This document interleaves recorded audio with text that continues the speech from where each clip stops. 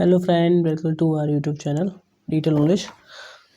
तो आज हम बात करेंगे कि आप किस तरीके से बेस्ट तरीके से अपना रिवीजन कर सकते हैं जो आपके प्री बोर्ड्स आ रहे हैं उनके रिगार्डिंग। ठीक है, तो जैसे ही आपको पता ही है, वो 1 तारीख बचा है, न्यू ईयर स्टार्ट हो गया है। जैसे आज से 26 का, जैसे आज से फ्रेंड्स न्यू ईयर स्टार्ट हो गया है। तो आज से हम एक चीज़ स्टार्ट करेंगे कि आज से अब मैं जो आपको पैटर्न बता रहा हूँ, जिस तरीका मैं आपको बताऊँगा उस तरीके से आप लोग तैयारी करेंगे। ठीक है, और मैं आप चैलेंज दे रहा हूँ उस चीज़ का। अगर आपने ये 1 वीक अगर आपने ये काम किया तो डेफ़िनेटली आपको जो चीज़ें बहुत टफ़ लगती हैं याद करने के लिए, वो चीज़ें आपकी पक्का 100% लर्न हो जाएँगी। तो हम बात करेंगे ते हैं किस तरीके से। इसी तरीके से मैंने भी सब टफ़ चीज़ें याद करी। तो मैं अपना तरीका मैं आपको बता रहा हूँ। आई होप सो कि ये तरीका आपको पसंद आएगा और आपको समझ में आएगा इस तरीके से, और आपके लिए बहुत बेनिफिशियल रहेगा। ठीक है, अगर आपको अच्छा लगे तो बाद में आके ज़रूर बताइएगा। चलिए स्टार्ट करते हैं। देखिए, जो बेस्ट तरीका जो मेरे अकॉर्डिंग है, like best way to learn any chapter, कोई भी चैप्टर, चाहे आपका साइंस का हो, चाहे फिजिक्स का हो, चाहे केमिस्ट्री का हो, किसी का भी चैप्टर हो। ठीक है, उसका बेस्ट तरीका क्या है लर्न करने का। क्योंकि बहुत सारे चैप्टर आते हो ऐसे होते हैं कि कुछ चैप्टर तो हमारे लिए बहुत ईजी होते हैं, वो हम ईज़िली याद कर लें। जैसे मान लीजिए किसी को साइंस बहुत अच्छा लगता है। ठीक है, मान लीजिए जैसे कुछ लोगों को चैप्टर्स में मान लीजिए ऐसे साइंस बहुत अच्छा लगता है तो साइंस अच्छे से याद कर लेंगे। लेकिन कुछ लोगों को हिंदी में बहुत दिक्कत होती है, हिंदी में दिक्कत कर पाएंगे नहीं कर पाएंगे इस तरीके से। या कुछ लोगों को मैथ के न्यूमेरिकल में दिक्कत होती है तो वो नहीं कर पाते हैं। या किसी को हिस्ट्री में बहुत दिक्कत होती है, जैसे मैं अपना बता रहा हूँ, मेरे को हिस्ट्री में बहुत दिक्कत होती थी याद करने के लिए, है ना। तो फिर मैंने ये तरीका अपनाया, तो वो तरीका आपको बता रहा हूँ याद करने का। इससे डेफिनेटली आपका हर चीज़ याद होगी। तो देखिए स्टार्ट करते हैं। सबसे पहले आपको करना क्या है, लेट एग्जांपल डे 1, मैं यहाँ पे डे 1 लिखा है।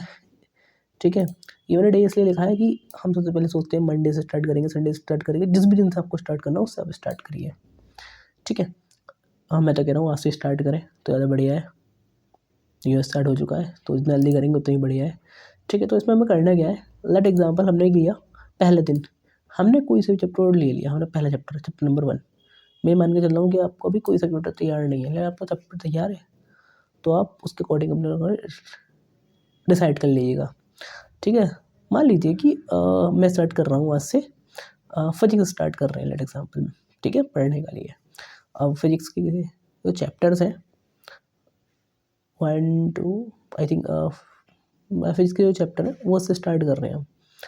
ठीक है, तो अब मान लीजिए फिजिक्स के चैप्टर, उसमें पहला चैप्टर मैंने उठाया आज पहले दिन। ठीक है, अब पहला चैप्टर मैंने उठाया आज पहले दिन, मैंने मान लीजिए मैंने 1 घंटा डिसाइड करा कि मैं 1 घंटा में पढ़ाई करूँगा। मैंने डिसाइड कर लिया कि मैं 1 घंटा डिसाइड करूँगा कि मैं फिजिक्स पढ़ूँगा 1 घंटा। ठीक है, अब ये इस घंटे में मुझे फिजिक्स पढ़नी है एक चैप्टर में। अब उसमें परेशान नहीं होना है कि आप कुछ चैप्टर में यहाँ चीज़ें हो रही हैं, नहीं हो रही हैं, न्यूमेरिकल हो पा रहे हैं आपसे, नहीं हो पा रहे हैं, सो कोई बात नहीं। बस आपको 1 घंटा बैठ के कॉपी में लगातार, अगर आप लर्न कर रहे हैं तो बार-बार बोल-बोल के याद करें, है ना? थोड़ा धीरे करके बोल-बोल के लर्न करें। उससे क्या होगा, आप जब बोलेंगे तो आपकी वो वर्ड्स कानों में जाएँगे और आपको चीज़ें ऑटोमेटिकली लर्न होनी स्टार्ट हो जाएगी। ठीक है, अब कुछ लोगों को क्या होता है, नींद आने लग जाती है। तो अगर आप लोगों को नींद आए, जैसे मुझे आती थी, तो मैं क्या करता था, खड़े होके फिर मैं लर्न करता था टहलते-टहलते। ठीक है, तो 1 घंटा, लेकिन आपको कैसे भी करके 1 घंटा आपको पहले दिन पक्का बैठना ही बैठना है, कुछ भी हो जाए। ठीक है, ये बहुत इंपॉर्टेंट है। ठीक है, अब मान लीजिए आप पहले दिन आपने बैठ लिए, आपका पहले दिन आपका हो गया, कैसे-कैसे करके आपने बड़ी मुश्किल से पहला दिन निकाल लिया 1 घंटा करके। अब नेक्स्ट डे में हम बात करेंगे, है ना, दवा पाएँगे नेक्स्ट डे। तो नेक्स्ट डे पे आप क्या करेंगे, अब नेक्स्ट डे पे आने के लिए सबसे पहले जो आपने पहले दिन जो चैप्टर आपने पढ़ा था, पहला चैप्टर जो आपने पढ़ा था, जितना भी आपने पढ़ा था, मान लीजिए 2 पेज पढ़े थे, 1 पेज पढ़ा था, जितना भी आपने पढ़ा था उसका आप रिवीजन करेंगे सबसे पहले। इसमें भी टाइम आपको 1 घंटा देना है, अगले दिन भी टाइम आपको 1 घंटा देना है। लेकिन जो आपने पढ़ा था, अगले दिन अगर आप रिवीजन कर रहे हैं, अगर आप स्किप नहीं कर रहे हैं 1 भी दिन, तो मैक्स मेरे हिसाब से 15 मिनट्स के अंदर-अंदर ये जो आपका रिवीजन वाला पार्ट है ये आपका कंप्लीट हो जाना चाहिए। 15 मिनट्स लगेंगे रिवीजन करने के लिए। अब इसमें प्रेशराइज़ नहीं होना कि सब कुछ मुझे याद नहीं आ रहा या वो नहीं आ रहा, कुछ चीज़ें आपको याद रहेंगी, कुछ चीज़ें आप भूल चुके होंगे, उससे कोई दिक्कत की बात नहीं है। लेकिन 15 मिनट में आपको रिवीजन करना है, वो मैं बताऊँगा आपको। वो जो टेंशन नहीं लेने के लिए, वो भी आपको पक्का याद हो जाएगा ऑटोमेटिकली। ठीक है, रिवीजन वाला पार्ट 15 मिनट का खत्म हो गया। 45 मिनट्स में जो आपके बच्चे हैं उसमें आप नेक्स्ट जितना भी आपने पढ़ लिया ना, एक पेज पढ़ लिया तो नेक्स्ट पेज से स्टार्ट करेंगे, उसमें आप 45 मिनट देंगे आपके एक्स्ट्रा अगले चैप्टर के लिए। ठीक है, ये आपका डे 2 का काम हो गया। सिमिलरली जैसे ही हम डे 3 पे पहुँचेंगे, डे 3 पे हमारा क्या करना है, अब रिवीजन करना है। उससे पहले हमें 15 to 20 मिनट्स हर एक दिन, 15 to 20 मिनट हर एक दिन, है ना। अब इसमें क्या करेंगे, रिवीजन हमने जो करना है, अभी तक हमने जो रिवीजन 1 का तो हमने कल भी किया था।